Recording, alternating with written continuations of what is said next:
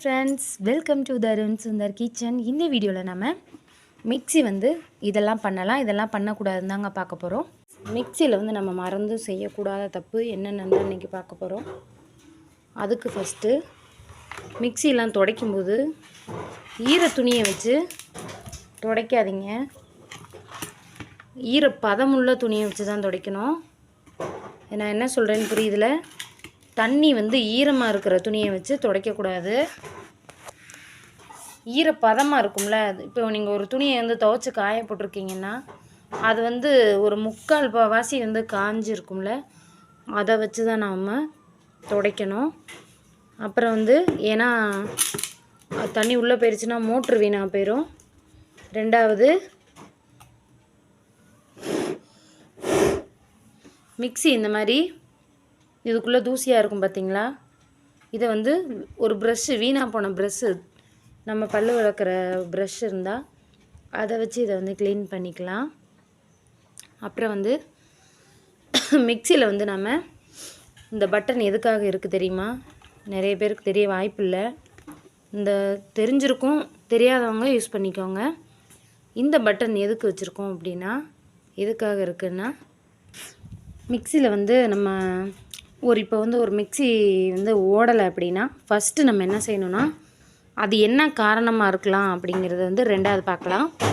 First mixie ஓடலை அப்படின்னா உடனே மிக்ஸியை இந்த மாதிரி குப்புற கவுத்திக்கோங்க. கவுத்திட்டு எல்லா மிக்ஸிலையுமே இந்த மாதிரி பட்டன் இருக்கும். அதை லாங் ப்ரெஸ் பண்ணிங்கன்னா, ஒரு வாட்டி இதை லாங் ப்ரெஸ் பண்ணிக்கோங்க. இப்போ நம்ம மிக்ஸியில் அடுத்து என்ன பார்க்க போகிறோன்னா, கூடெல்லாம் போட்டு அரைப்போம். இப்போ ஒரு ஏதோ மாவோ ஏதோ அரைக்கணும் அப்படின்னு பார்த்திங்கன்னா, ஒரு ஜார் ஃபுல்லாக ஒரு அரிசி ஏதோ நம்ம அரைக்க வேண்டியது இருக்குது. கொஞ்சமாக இருந்தால் நம்ம கிரைண்டரில் போட்டு கழுவணும் அப்படிங்கிறதுக்கு அலுப்புப்பட்டுக்கிட்டு நம்ம என்ன செய்வோன்னா, ஜாரில் போட்டு அரைப்போம். ஜாரில் போட்டு அரைக்கையில் நீங்கள் ஒரே பங்காக போட்டு இப்படி வச்சு அரைச்சிருவீங்க. அரைச்சிக்கிட்டு இருக்கல என்ன ஆகும், மிக்சியோட இன்ஜின் ஓவர் ஹீட் ஆகி ஆஃப் ஆயிரும். அதை ஒரு லோடாக போடாமல் நம்ம ரெண்டாக பிரித்து போட்டு அரைக்கலாம். அதே மாதிரி இதை சுற்றிக்கிட்டே இருக்கக்கூடாது.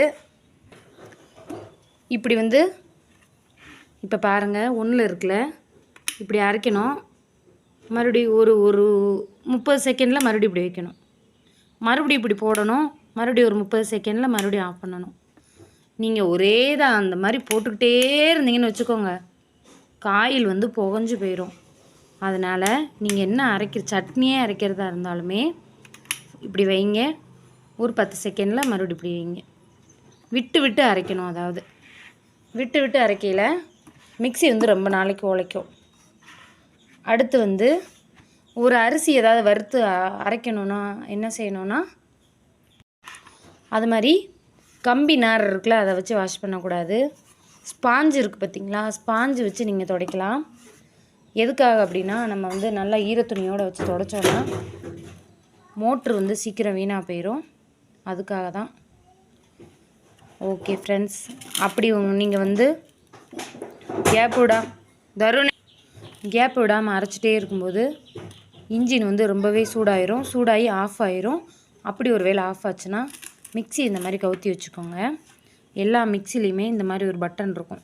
இதெல்லாம் இப்படி ப்ரெஸ் பண்ணிங்கன்னா இது கொஞ்சம் நேரம் ரெஸ்ட் எடுக்க விட்டுறணும். உடனே இப்படி அமுக்குனாலே உடனே மிக்ஸி ஆன் ஆயிரும், ஓட ஆரம்பிக்கும். அப்படி ஓடலைன்னா இதை நல்லா ப்ரெஸ் பண்ணிவிட்டு ஒரு 10 நிமிஷம் அப்படியே வச்சுருங்க. இதில் உள்ள சூடெல்லாம் குறைஞ்சிரும். அதுக்கப்புறமா நம்ம யூஸ் பண்ணிக்கலாம். ஃப்ரெண்ட்ஸ், இந்த வீடியோ உங்களுக்கு ரொம்பவே பயனுள்ளதாக இருக்கும்னு நினைக்கிறேன். இந்த வீடியோ உங்களுக்கு பிடிச்சிருந்தா லைக் பண்ணுங்கள், ஷேர் பண்ணுங்கள், கமெண்ட் பண்ணுங்கள். மறக்காமல் நம்ம சேனலை தருண் சுந்தர் கிச்சனை சப்ஸ்கிரைப் பண்ணிக்கோங்க.